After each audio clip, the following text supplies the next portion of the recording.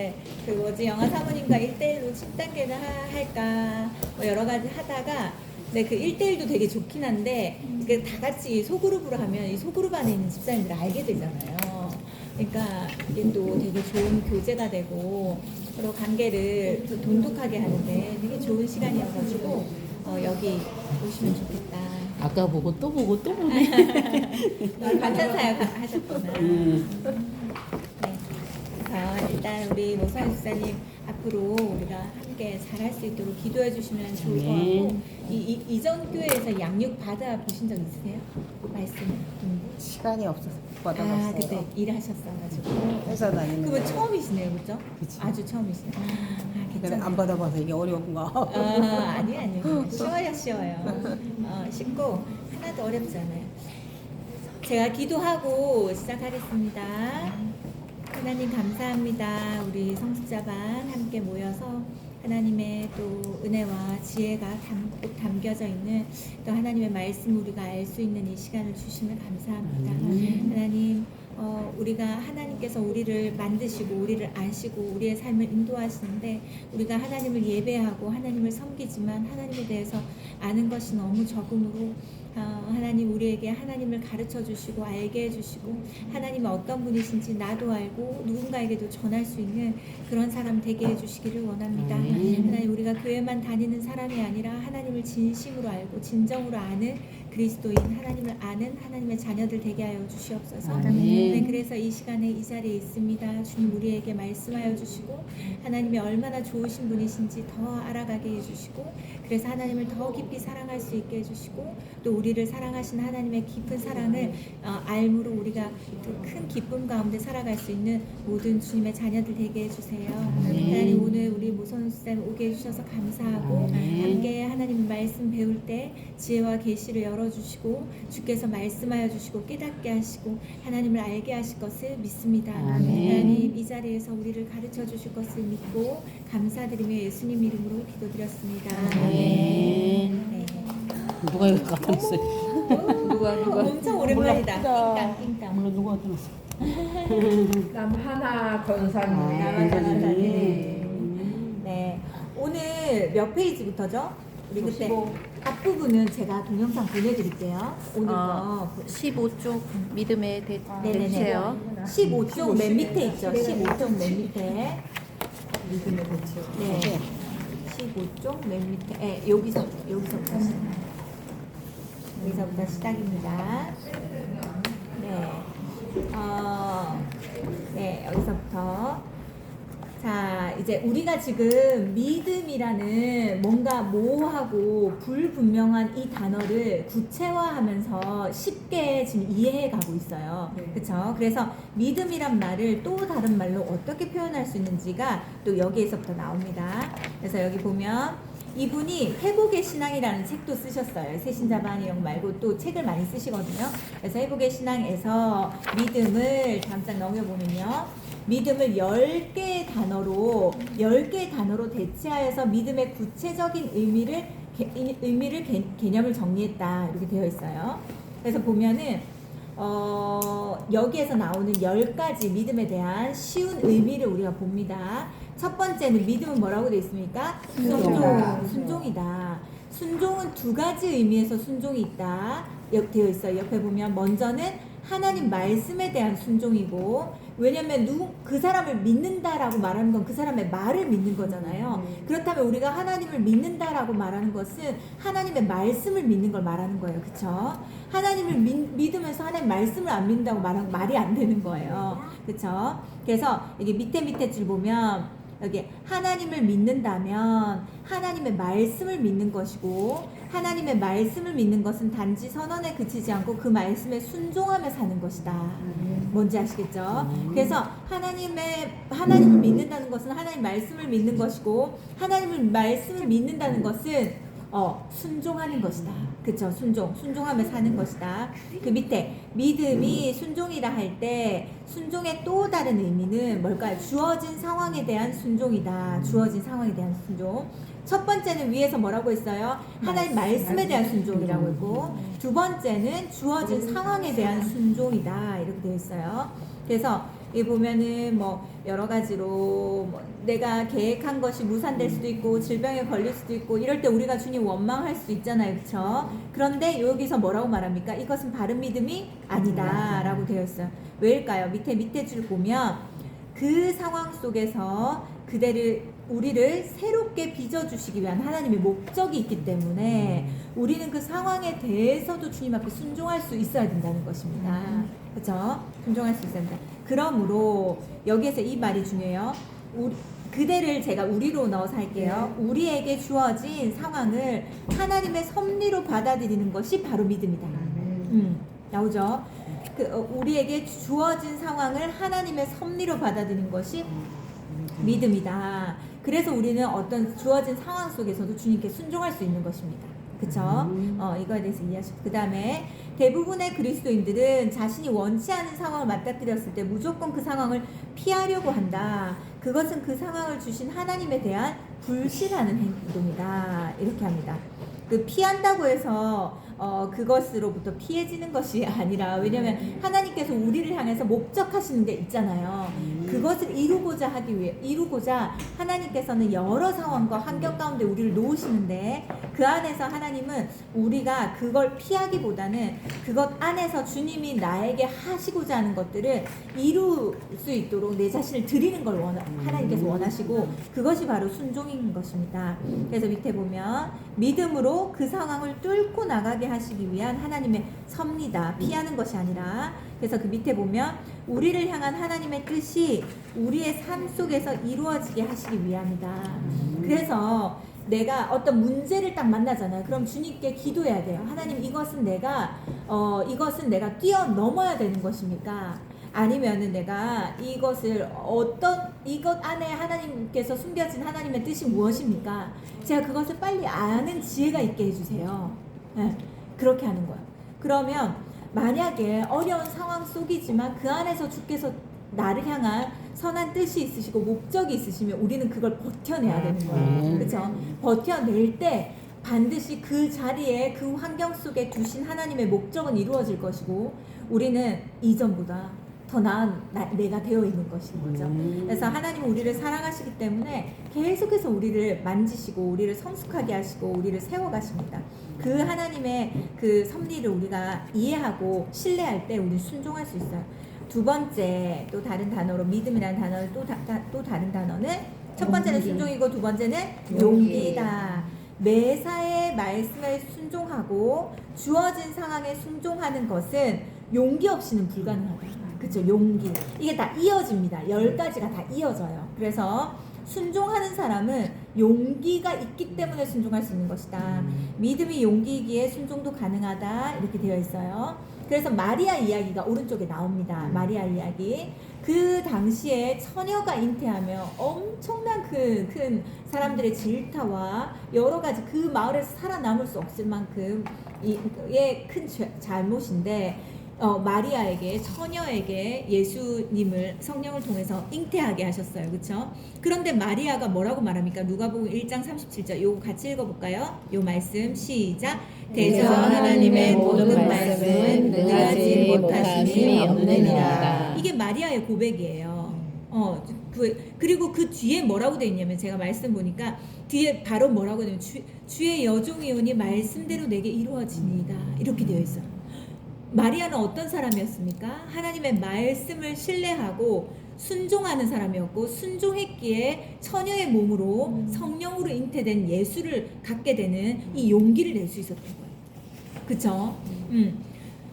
사람들이 어떻게 볼까, 나를 어떻게 볼까, 얼마나 두려웠겠어요. 그쵸? 그런데 그것보다 마리아에게는 하나님 말씀에 순종하는 것이 먼저였고, 그래서 이 용기를 낼 수 있었다는 거죠. 그 밑에 보면 마리아는 천사를 통한 하나님의 말씀을 믿고 용기 있게 하나님의 명령에 순종했다.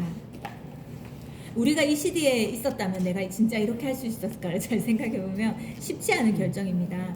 여기 밑에서 2, 4, 6에 8에 9번째 보면 그대의 용기에 찾으셨어요. 여기 보면 그대의 용기에, 여기 그죠? 우리의 용기의 출처는 하나님이셔야 된다. 우리 용기가 우리 안에서 나오는 것이 아니라 내 의에서 나오는 것이 아니라 나는 진짜 용기 있는 사람이야 이런 나의 용기를 말하는 게 아니에요. 이 용기는 어디에서 나온다? 이 출처는 이 시작은 하나님이어야 된다. 하나님께서 우리와 함께 하시기에 하나님으로 인해 우리는 이 험난한 세상에서 용기 있는 그리스도인으로 살아갈 수 있다. 하나님 때문에 나올 수 있는 용기를 말하는 것입니다. 그쵸? 그냥 애들한테 너 진짜 용기 있다 이거 아니고 하나님이 나와 함께 하시기 때문에 할 수 있는 용기 이거예요. 그죠? 자, 네. 그 다음에 세 번째, 믿음은 시선이다. 믿음은 시선이다. 첫 번째 순종, 두 번째 용기, 세 번째는 믿음은 시선이다. 우리가 하나님 말씀대로 사는 용기 있는 믿음의 소유자가 되면 우리의 시선은 늘 누구에게 고정되어 있다고요? 하나님께 고정되어 있다. 하나님만 보이기 때문에 용기가 있는 거고 하나님만 보이기 때문에 순종할 수 있는 것이기 때문이에요. 그렇죠? 그래서 우리 이 사람, 믿음의 사람, 순종의 사람은 이 시선이 항상 하나님께 고정되어 있습니다. 그래서 그 밑에 보면 우리의 용기의 원천이신 하나님과 눈이 마주쳐야 우리가 용기를 얻을 수 있기 때문이다. 하나님께서는 당신의 사람을 쓰실 때 언제나 광야로 먼저 부르신다. 광야가 어떤 곳입니까? 광야 어떤 곳이에요? 아무것도 없어. 광야 어려운 거. 물도 없고 먹을 것도 없고 뭐 좋은 잠자리도 없고 다 없는 곳이 광야예요. 근데 있는 건 유일하게 있는 거 하나 뭐예요? 하나님. 오 마이 갓. 그래서 근데 누구에게나 다 광야는 있습니다. 누구에게나 다 광야는 있어요. 제가 이 하나님이 함께 하시면 어떤 용기 있는 사람이 될 수 있는지 제가 하나를 얘기하고 광야에 대해서 제 얘기를 하나 해드릴게요. 일단 용기에 대해서는요. 보세요. 제가 여하튼 이제 3으로 사역을 하잖아요. 앞에 나가서 서야 되는 일들이 많이 있어요. 그럴 때 어떨까요? 그때 어떨까요? 도망가고 싶을 것 같아요. 어떻게 알았어요? 도망가고 싶어요. 숨고 싶어요. 그리고 막 전도행 이런 거 가잖아요. 그날 사라지고 싶어요. 막 진짜 어디선가 그냥 나를 데려갔으면 좋겠는 거예요. 그냥 사라지고 싶어요. 왜냐면 이 모든 책임감과 이 부담감이 엄청나게 크거든요. 그것이 나를 누르는 그것이 굉장히 상당히 커요. 그렇기 때문에 그리고 반드시 전도행과 캠프 때 아이들이 은혜를 받기 때문에 그거에 대한 방해와 눌림과 그런 공격과 이런 것들이 저에게 엄청 많이 와요. 그거를 버티다가 계속 기도하고 그랬는데 우리 어머니들이 기도를 많이 해주시니까 너무 감사한데 아무튼 그런 어려움들이 항상 있어요. 항상. 그런데 그때마다 하나님께서 저에게 주신 마음과 내가 하나님 앞에 고백하는 한 가지가 있어요. 뭘까요? 이러면은 어떤 상황에서도 용기가 생기고 도망가지 않고 그 자리에 설 수 있어요. 성탄절 앞에서 발표하는 진행하는 거 이런 거 사람들은 제가 그 앞에서 진행하는 걸 굉장히 즐기고 좋아한다고 생각하지만 저는 절대 그렇지 않습니다. 진짜 제가 예진이한테 계속 예진아 한 번만 더 생각해보래 아니면 같이만 있어줘 옆에만 서 있어줘 혼자 서서 뭔가를 하는 거에 대한 두려움과 이 부담감은 너무너무 크고 그거에 대한 결과 좋은 것도 있지만 또 좋지 않은 것도 있잖아요. 그거에 대한 또 부담도 엄청 큽니다. 근데 그럴 때마다 크고 작은 어떤 그 자리에서 앞에 서야 되는 일이 있을 때마다 제가 하나님 앞에 고백하고 제가 믿는 한 가지가 있어요. 그것 때문에 제가 섭니다. 뭘까요? 뭘 것 같으세요? 하나님이 나와 함께 하신다. 하나님이 나와 함께 하신다는 확실한 믿음이 있어요. 그렇기 때문에 그래서 내가 하나님 앞에 고백하는 것은 하나님이 나와 함께 하시면 난 뭐든지 할 수 있다. 이거예요. 난 뭐든지 할 수 있다. 주님이 나와 함께 하시면 하나님의 모든 것이 내 것이 되는 거예요. 그 앞에 서서 뭘 해야 돼, 뭘 말해야 되는지, 어떻게 진행을 해야 되는지, 어떤 단어를 써야 되는지, 어떻게 진행을 해야 되는지 이 모든 것에 대한 지혜가 하나님께 있기 때문에 그 하나님이 나와 함께 하시면 난 모든 걸 할 수 있다. 네. 그러고 나서 발발 떨다가 그 앞에 딱 쓰잖아요. 그러면 어디서 나오는지 담대함이 나와요. 근데 또 내려오잖아요. 그럼 또 내가 뭘 한 거야 이렇게 된 거예요. 그렇게 된 거예요. 그리고 뒤에 내가 기도하는 게 있어요. 하나님 주님이 나를 사용하셔서 하신 것이 있다면 주님 영광 받으시고 내가 드러난 것이 있다면 주님 용서해 주세요. 그건 빨리 잊어버려지게 해주세요 라고 기도하는 거예요. 그렇게 하면 내 모든 부담감과 책임감과 이런 것들을 다 내려놓을 수 있게 되더라고요. 저에게 여러 광야가 있었지만 가장 힘들었던 1년의 광야가 있었어요. 그게 24살 때 어린이집, 우리 교회 안에 있는 어린이집을 섬기는 거였는데 1년 내내 저는 매일 울었어야 됐어요. 진짜 매일. 그래서 1층에 어린이집이 있었고 2층에 본당이었는데 항상 어린이집 일이 끝나면 2층에 올라가서 맨 앞에 방석을 깔아놓고 저기 강대상 앞에 방석을 깔아놓고 한 시간 이상 울어야지 마음이 풀리는 거예요. 왜냐면 그때 그 원장님이 저희 유치부 전도사님이셨고 그분이 너무 많은 어려움을 줬어요 저한테. 근데 전도사님이기 때문에 누구한테도 말하지 못해요. 왜냐면 주의 종의 그런 허물과 연약함을 들추어내는 것들을 주께서 원치 않으시고 그렇게 하면 안 된다라고 배웠기 때문에 제가 그걸 다 감싸야 했어요. 그리고 계속 기도하면서 풀어내야 했어요. 근데 하나님께서 그 1년 동안 엄청난 설거지를 하고 막 엄청난 양의 일을 하고 배가 고파가지고 아이들한테 나눠줘야 되는 간식을 막 퍼먹고 뭐 이렇게 물 마시면서 막 배 부르게 막 그렇게 하고 이런 시간들이 있었지만 그 매일매일 울었지만 주님께서 그 광야 가운데 저에게 하신 일은 딱 하나였어요. 아무한테도 말할 사람도 없고 누구도 의지할 사람도 없고 그 누구한테도 이것들을 기대고 의지할 수 있는 그게 없었어요. 내 마음을 표현할 수 있는. 그런데 오직 하나님 한 분밖에 없었어요. 그래서 딱 1년 동안 그것을 했더니 하나님께서 딱 1년이 끝나고 나서 제가 DTS를 가고 바로 이 결혼을 했어요. 결혼을 25살 때. 그러니까 하나님께서 그 1년 동안 저에게 많은 부분들을 다듬으셨어요. 많은 부분들을 다듬으시고 모난 것들을 깎아내시는데 얼마나 아프고 고통스럽고 괴로운지 몰라요. 그런데 그때 내가 잃은 것보다 얻은 것은 훨씬 더 많아요. 내가 잃은 거, 내가 깎여져 나가서 고통당하고 아프고 막 힘들었던 거 이런 것보다 딱 그 1년이 딱 지났을 때 나의 모습과 1년 전에 나의 모습은 완전히 달라져 있었어요. 그것이 하나님께서 목적하시는 거예요. 그래서 우리에게 어려움이 있다 하더라도 그 어려움 가운데 하나님의 섭리를 알면 그 광야가 더 이상 광야가 아닌 거예요. 그 광야는 가나안 땅을 가기 전에 잠시 지나가는 과정인 것이지 광야가 근데 누군가에게 광야가 1년이 될 수도 있고 누군가의 광야가 10년이 될 수도 있고 이스라엘 백성들처럼 40년이 될 수도 있어요. 평생 광야만 지나갈 수도 있어요. 그래서 우리가 광야에서 뭘 정확하게 알아야 되는지를 파악하는 게 굉장히 중요한데 이게 여기에 나옵니다. 여기 두 번째 줄 보세요. 광야의 특징은 뭐라고 되어 있습니까? 광야의 특징은 하나님 외에는 보이는 것이 아무것도 없다는 것이다. 오로지 의지할 수 있는 분은 하나님밖에 없어요. 대화할 수 있는 분은 하나님밖에 없고 아무것도. 그쵸? 그리고 옆에 보세요. 오직 하나님만 의지할 수밖에 없고 하나님을 향한 시선으로만 살아남을 수 있다. 그리고 그래서 하나님께서는 우리의 시선을 당신께 고정시켜 주시기 위해 때로 우리의 인생을 광야로 이끌어 주신다. 그렇다면 광야는 언제 끝날까요? 우리가 상황이 좋으나 안 좋으나 기쁜 일이 있으나 없으나 슬프고 괴로운 일이 있으나 없으나 모든 것들이 평안하나 평안하지 않으나 우리의 시선이 항상 누굴 향해 고정되어 있으면 하나님 향해서 그럼 광야는 끝나는 거예요. 그의 광야는 하나님께서 목적하신 것이 이루어졌기 때문에 그렇죠? 그런데 좋은 일, 힘든 일이 있으면 주님 앞에 엎드려요. 하나님 나 좀 살려주세요. 나 좀 살려주세요. 나 너무 힘들어하고 좋은 일이 있으면 싹 잊어버리고 혼자서 그 즐거움을 누리면서 사는 사람들이 우리예요. 우리 인간의 본성입니다. 그렇죠? 그렇기 때문에 언제든지 우리의 시선을 주님께 고정하는 것 이것이 광야의 시간을 빨리빨리 보내는 광야가 다 아시죠?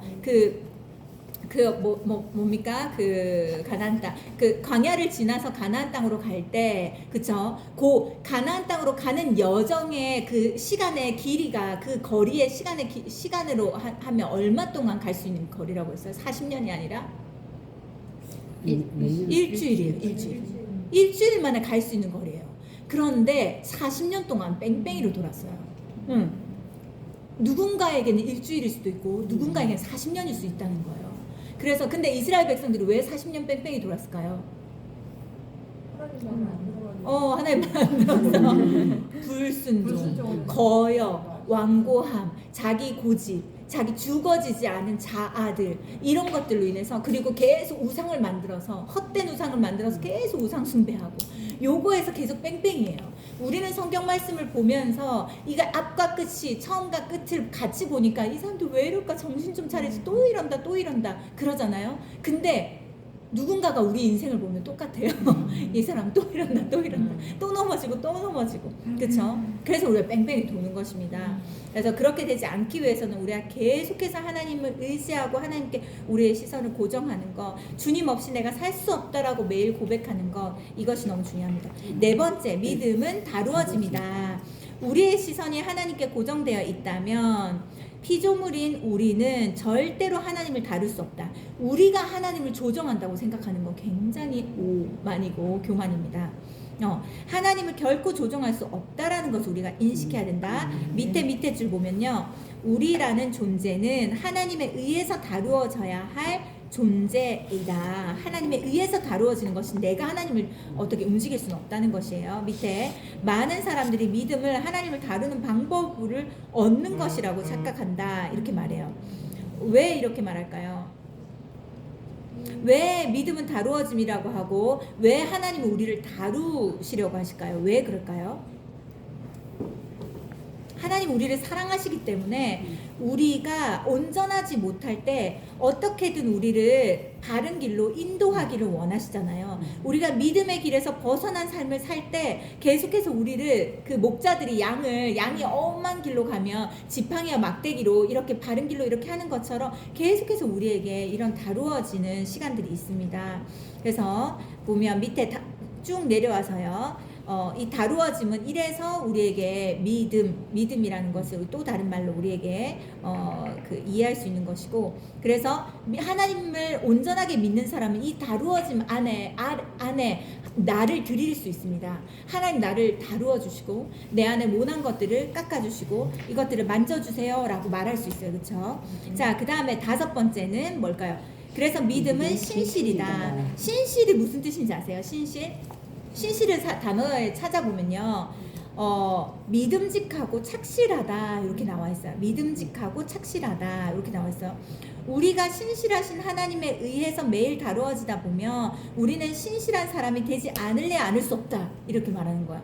그러니까 하나님이 우리가 믿을 수 있는 분이잖아요. 당연히 믿을 수 있는 분이에요. 그렇기 때문에 우리가 그 하나님에 대해서 계속 다루어지면 어떻게 될까요? 다루어질수록 우리는 누군가에게 믿을 수밖에 없는 사람이 되는 거예요. 그렇죠? 신실한 사람, 저 사람 정말 신실하다. 어떤 일을 맡겨도 저 사람에 대해서는 뭔가 불안하거나 염려가 되지 않는다라는 것들을 줄 수 있는 거죠. 여기 보면 헬라어로 피스티스라고 신실이란 뜻이다. 신약 성경에 등장하는 믿음을 신실로 바꾸어서 읽으면 믿음이란 단어가 의미하는 바를 더 구체적으로 이해할 수 있다. 보면 밑에서 보세요. 예수님께서 믿고 구하는 것은 다 받으리라고 말씀하셨어요. 그러면 신실로 한번 바꿔보는 거예요. 밑에 보세요. 왜냐면 이 말을 잘못 이해하면 내가 믿고 구하면 다 받을 수 있는 건가? 이렇게 생각할 수 있잖아요. 근데 여기 보세요. 어떻게 되어 있습니까? 그러나 믿음을 신실로 바꾸면 주님의 이 말씀은 오른쪽에 첫 번째 줄 보세요. 내가 신실해지고 구하는 것은 다 받는다. 이런 뜻인 거예요. 신실한 사람이 어문 거 구할까요? 욕심을 구할까요? 자신의 이기적인 욕망을 구할까요? 그렇지 않아요. 주님이 믿을 만한 사람은 이 사람이 구하는 것은 당연히 하나님께서 주실 수밖에 없는 것만 구합니다. 그렇죠? 그렇기 때문에 내가 신실해지고 구하는 것은 다 받는다 이렇게 말하고, 밑에 보면 신실한 사람은 자기 욕망인 것, 거짓된 것, 헛된 것 구하지 않는다. 신실한 사람은 오직 진리를 위해 참된 것을 구한다. 신실한 사람은 가치로운 것을 구합니다. 중요한 것이 뭔지 아는 사람이에요. 그래서 그것을 구하기 때문에 반드시 주께서 응답하신다고 하십니다. 그 밑에 여섯 번째 바로 위에 보면요, 믿음은 신실이므로 우리의 믿음이 좋다는 것 역시 우리가 모든 면에 걸쳐서 신실하다는 의미이다. 저 사람 믿음이 좋다. 그럼 곧 뭘까요? 저 사람 참 신실하다. 이거예요. 그렇죠? 자, 밑에 보면 여섯 번째, 믿음은 또 다른 말로 눈에 보이는 것이다. 믿음은 눈에 안 보이는 것인데 왜 눈에 보이는 거라고 하냐면 옆에 보면 우리가 하나님께 다루어지면서 날마다 신실해져 가면 우리의 신실함은 반드시 다른 사람 눈에 띄게 되어 있어요. 다른 사람 눈에 보이게 해야지 인정받고 싶고 칭찬 듣고 싶어서 어떻게든 하고자 하는 사람이 있는가 하면 누가 보든 안 보든 전혀 상관없어. 안 보이는 데서 의자 한 번 더 정리하고 안 보이는 데서 더러운 테이블 한 번 더 닦고 안 보이는 데서 이런 것들 있잖아요. 봉사하고 섬기는 것들 반드시 주께서 드러내십니다. 그 사람의 수고와 헌신에 대해서 이 교회 사역을 하면 진짜 그런 것들이 많이 보여지거든요. 이때 보면 그래서 믿음은 추상적인 개념이 아니라 눈에 보이는 구체적인 현상이다. 저 사람 믿음이 좋다라고 말할 때 그 사람의 믿음의 좋음을 우리는 눈으로 볼 수 있습니다. 어떤 것으로든지 확인할 수 있어요. 그래서 눈에 보이지 않는 것이 아니다. 밑에 보면 백부장에 대한 얘기 나와요. 이게 뭐냐면 지금으로 말하면 장교를 말하는 거야. 장교. 근데 그때 당시에 종은 인간으로 취급도 하지 않았습니다. 근데 그 장교가 예수님께 무엇을 부탁했습니까? 중풍 걸린 자기 집 하인을 고쳐달라고 주님께 구했어요. 이게 말이 안 되는 거예요. 죽으나 안 죽으나 사람 인원수에 넣지도 않은 게 이때의 종들이에요. 그렇죠? 그런데 이 장교, 가장 높은 계급에 있는 이 장교가 이렇게 했단 말이에요. 이것에 대해서 예수님께서 뭐라고 말씀하셨나요? 자신의 자존심을 다 내려놓고 이 중풍병을 고칠 수만 있다면 예수님 고쳐주세요라고 말했던 그 백부장을 향해서 예수님께서 뭐라고 말했습니까? 내가 진실로 너에게 이르노니 이스라엘 중 아무에게서도 이만한 믿음을 보지 못하였노라. 그쵸? 이 백부장의 이 믿음은 예수님께 인정받고 싶고 자신을 드러내기 위한 것이 아니었음에도 이의 믿음은 지금까지도 설교로 지금까지도 말씀에 적혀서 많은 사람들에게 알려지고 있습니다. 그래서 백부장의 믿음은 다음 장 넘기셔서 첫 번째 보시면 백부장의 믿음은 예수님께서 눈으로 보실 수 있는 믿음이었다. 그리고 여기 밑에 보면 바울의 설교를 듣는 사람들 중에 선천성 하반신 마비자가 있었다. 바울이 어떻게 말했습니까? 구원받을 만한 믿음이 그에게 있는 것을 보았어요. 구원받을 만한 믿음. 그래서 큰 소리로 뭐라고 말했습니까? 일어나 내 발로 걸어라. 일어나라 라고 얘기했어요. 그래서 근데 선천성 그 하반신 마비자인데 그러니까 안진뱅이인 거죠. 그런데 그의 믿음이 바울의 눈에 보였기 때문에 가능한 일이었다. 믿음은 눈에 보이는 것이다. 이 사람은 진짜 이것을 믿는 사람일까 믿지 않는 사람일까를 우리가 볼 수 있다는 거죠. 그래서 밑에 보면 신실한 척하는 것인지 누가 사람들이 보지 않는 곳에서 주님을 쫓아 사는지 다 알고 있다. 예수님은 그들의 믿음이 우리의 눈에 보이기 때문이다. 중요한 것은 우리가 다른 사람들의 믿음을 우리의 눈으로 보듯이 다른 사람들 역시 우리의 믿음을 보고 있다는 것이다. 다 보고 있어요. 그쵸? 다 보고 있습니다. 그걸 평가하거나 드러내서 이렇게 비판하진 않지만 이분의 믿음은 이렇구나 라는 것이 다 보여진다는 것입니다. 밑에 보면 우리가 겉으로만 그리스도인인지 안팎으로 온전한 그리스도인인지 다 보고 있다. 우리의 믿음이 이렇듯 사람의 눈에도 보인다면 하물며 하나님께는 두말할 나위가 없다. 하나님은 우리의 믿음을 적나라하게 다 보고 계신다는 것입니다.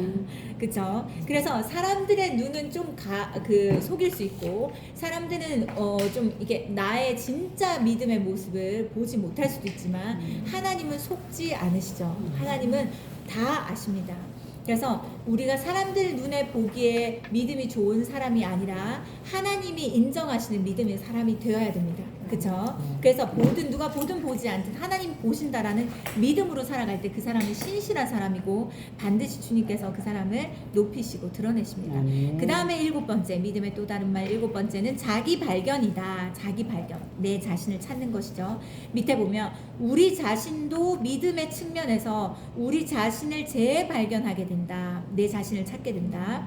우린 죽을 수밖에 없는 존재다라는 거 우리가 배웠죠. 예전 새신자반에서 주님을 영접하면 우리는 주님의 자녀가 된다라고 되어 있어요. 그쵸? 우리 주님의 자녀. 그래서 우리의 정체성은 누구누구의 딸이 아니라 누구누구의 엄마, 누구누구의 아내가 아니라 우리는 뭡니까? 우리의 정체성, 뚜렷하고 변하지 않는 정체성 무엇입니까? 나는 하나님의 자녀다. 예수님이 내 안에 계시기 때문에 예수님을 주인으로 삼고 하나님을 아버지로 인정하며 사는 우리는 우리의 정체성은 하나님의 자녀인 거예요.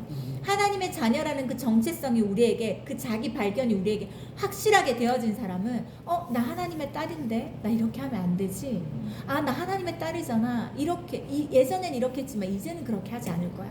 이게 나의 정체성이 되고 나의 기준이 되고 나의 중요한 그 잣대가 되기 때문에 이것이 나를 잡아주는 거예요.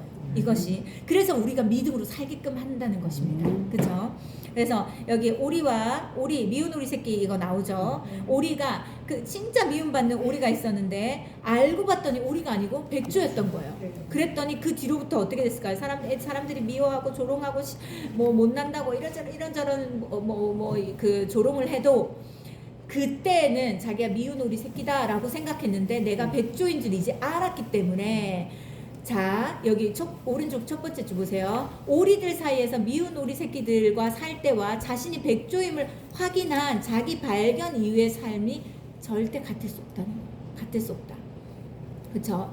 그래서 주님 안에서 하나님의 자녀된 우리는 자기 발견이 이루어진 상태이기 때문에 우리의 성숙한 믿음을 위한 첫 걸음인 것이다. 난 하나님의 자녀다. 난 하나님의 자녀다. 그래서 그리고 그 하나님의 자녀라는 건 뭘까요? 자녀라는 건 뭘까요?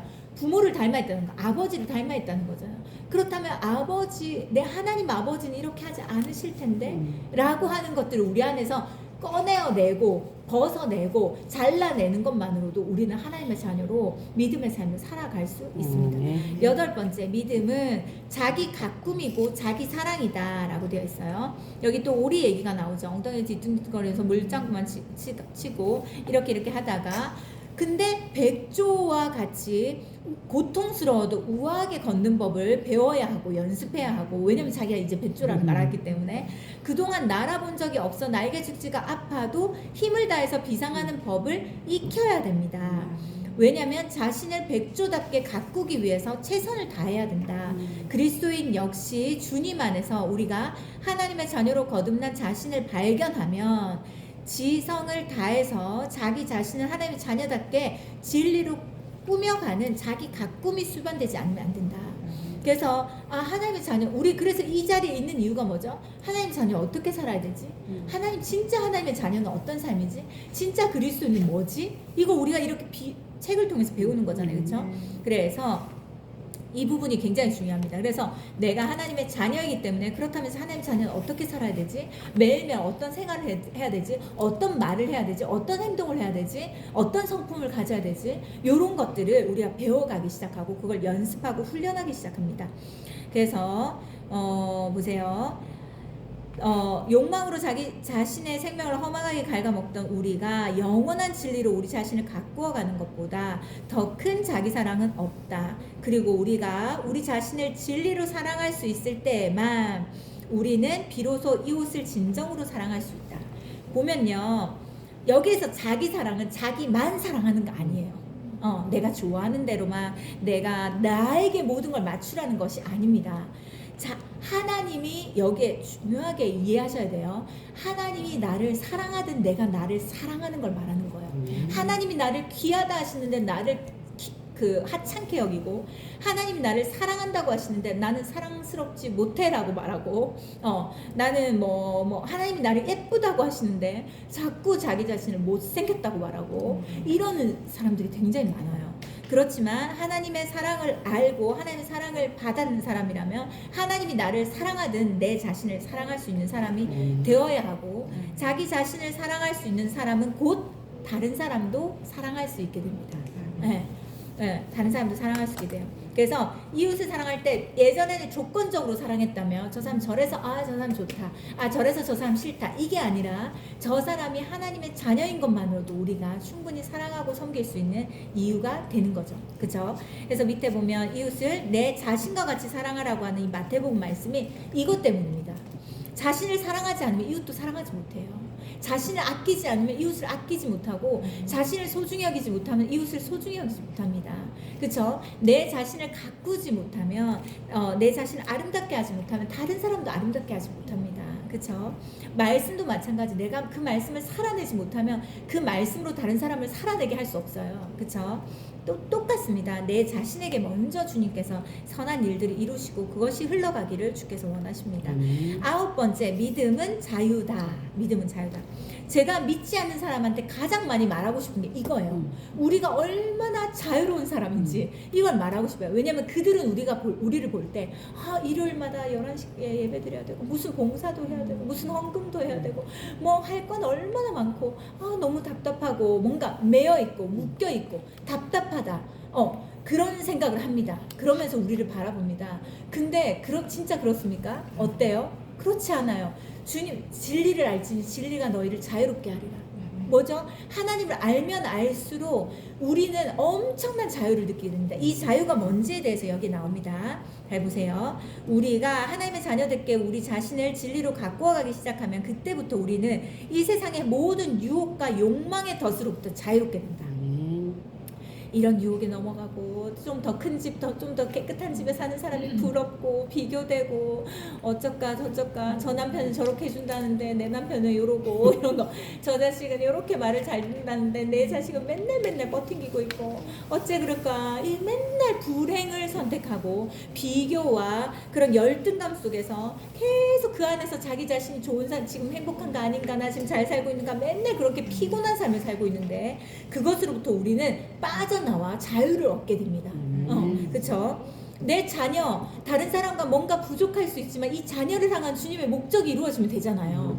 이 세상에 보내어진 하나님의 부르심이 이루어지면 되는 거예요. 누구보다 더 나을 필요도 없고 더 잘날 필요도 없어요. 그쵸? 이 아이를 향한 특별한 계획이 있다는 거예요. 그렇기 때문에 자유할 수 있어요. 그쵸? 내 남편도 마찬가지고 하나님의 특별한 목적이 있어요. 이 남편을 주께서 계속 만지세요. 계속 세우세요. 그거에 대한 신뢰가 있기 때문에 또 평안할 수 있는 거예요. 그쵸? 집도 크고 작고 큰 집에서 맨날 싸우는 것보다 작은 집에서 행복한 게 나은데 작은 집에서 싸우면 어떡하지?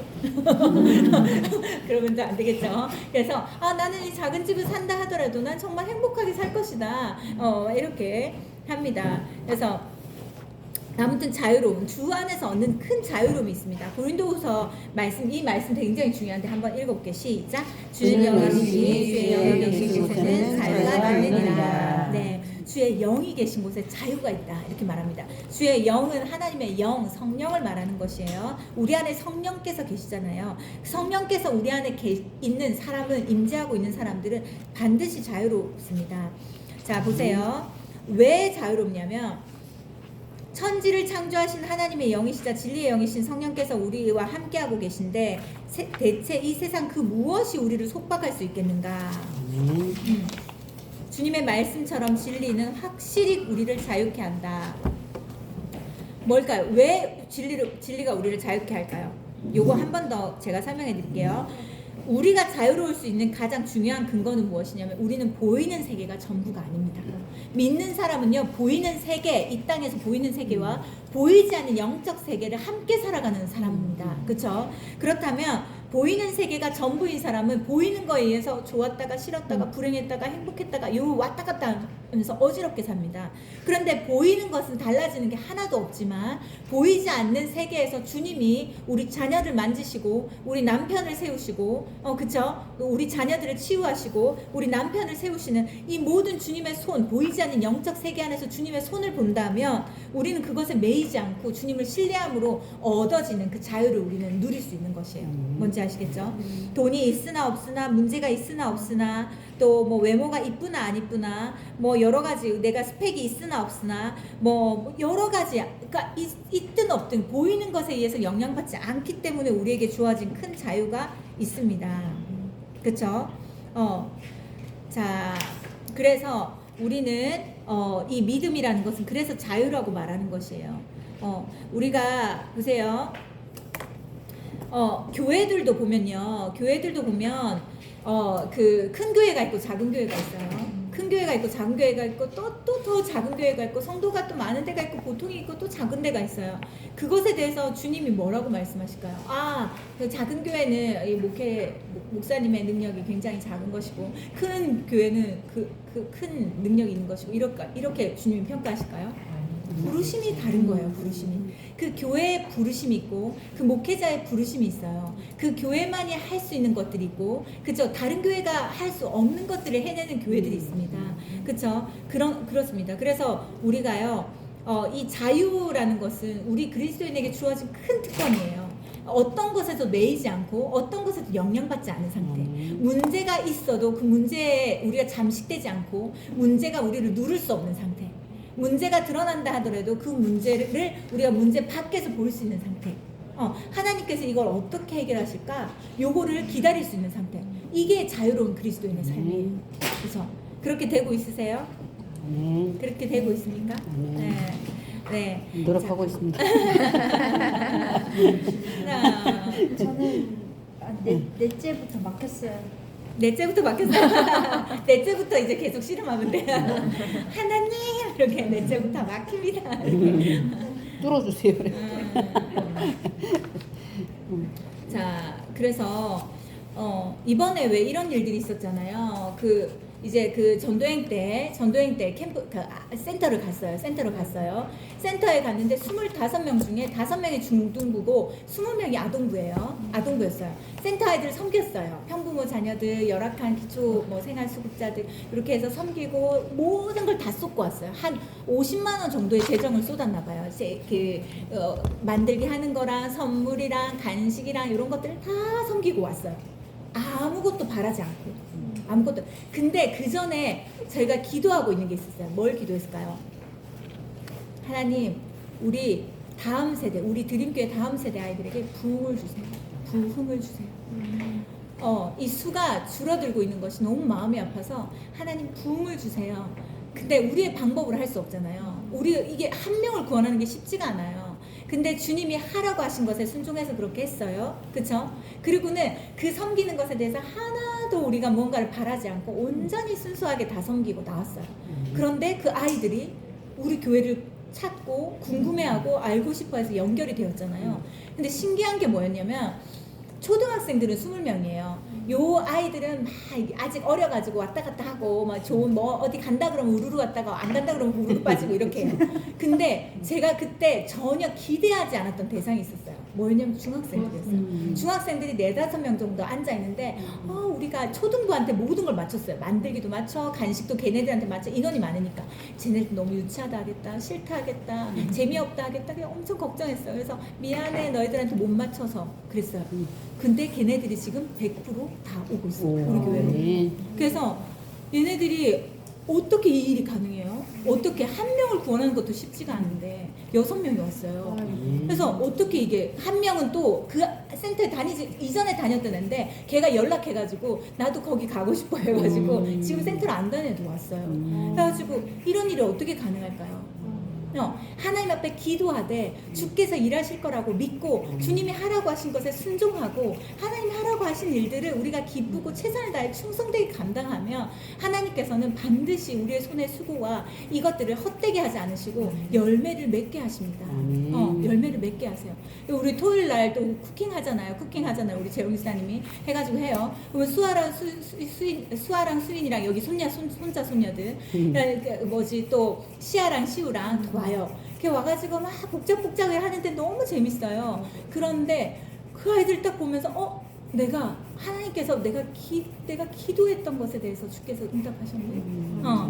기도했던 것에 대해서. 왜냐면 제가요 이거 솔직하게 말하는 건데 제가 한동안 마음이 엄청 아픈 게 있었어요. 왜냐면 그런 의미에서 말하는 건 아니지만 너무 쉽게 제가 중고등부를 담당하잖아요. 그러면 중고등부 어차피 몇 명 안 되잖아요. 이런 말을 해요.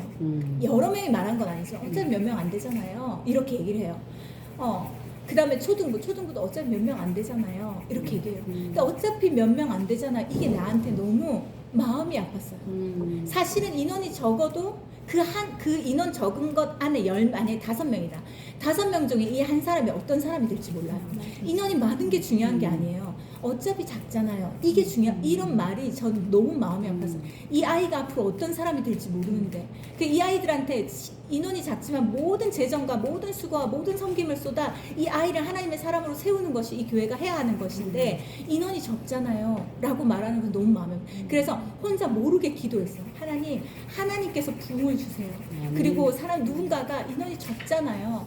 그래서 이렇잖아요 말하지 못하도록 하나님께서 하나님이 하셨다고 말할 수밖에 없는 부흥을 주세요 라고 했는데 정말 이 초등부 안에 부흥이 일어나고 토요일날 이 모임의 쿠킹 시간에 하나님께서 사람들을 보내주시고 그래서 지금 우리가 5명 미만으로 했거든요. 지금 20명이 됐어요. 그래서 지금 재영 집사님이 감당이 안 돼요. 그래서 여기 SOS 한 달에 한 번이라도 좀 도와주세요 하고 이렇게 했어요. 이 밥도 막 이게 감당이 안 돼요. 감당이 안 돼요. 그런데 감당이 안 되고 재정도 많이 들고 수고할 사람도 더 많이 필요하지만 그래도 주님이 부흥을 주셨어요. 아멘. 우리 교회 안에. 그리고 중고등부 예배를 드렸잖아요. 우리 중고등부 다 모여도 10명 안 됐어요. 근데 여기에서 이 반 앞에가 찰 만큼 애들이 다 앉아 있어요. 그리고 얼마나 하나님께서 이 우리 교회 다음 세대 아이 유치부부터 초등부, 중고등부, 청년부까지 얼마나 하나님께서 이렇게 세우시는지 몰라요. 활발하게 지금 일어나고 있어요. 이 모든 것들은 주님이 하신 거예요. 우리가 기도할 때 하나님이 일하시고 근데 우리가 전도해야 돼. 어떻게든 막 나가가지고 어떻게 해야 돼. 이런 것도 물론 중요하지만 내가 있는 자리에서 주님이 하라 하신 것을 묵묵하게 순종하고 충성할 때 내가 계산하지 않았고 내가 하나님 앞에 뭔가를 이렇게 하면 이렇게 해주세요라고 딜을 하지 않았는데도 하나님께서는 반드시 그 중심을 보시고 영혼을 붙여주시는 거예요. 그리고 더 놀라운 일이 있었어요. 지난주에 우리 지호 엄마 아시는 분 있어요? 지호 엄마랑 태호 엄마랑 다 알죠? 그 동생 태희 그래서 크리스마스 때 왔잖아요. 그 엄마가 왔어요. 그 토요일 날 쿠킹 같이 하고 싶다고. 그래서 가도 돼요? 이렇게 하고 왔어요. 그러니까 교회를 어떤 사정에 의해서는 교회를 떠난 사람도 하나님께서 다시 보내주시는 그런 은혜가 또 있었던 거예요. 그래서 너무 하나님이 하시는 일들은 제한이 없다. 그리고 너무 놀랍다. 그리고 이 아이들한테 모든 것을 쏟는 것은 절대 아깝지 않다. 그래서 아무튼 요즘 몸은 엄청 힘들지만 손이 부족해서 막 어떻게 해야 될지 모르고 정신은 없지만 마음은 너무너무 기쁘고 행복하고 감사한 거예요. 그리고 시아가 있어요. 시아 몇 살이죠? 몇 살? 6살. 6살인데 걔가 전도를 했어요.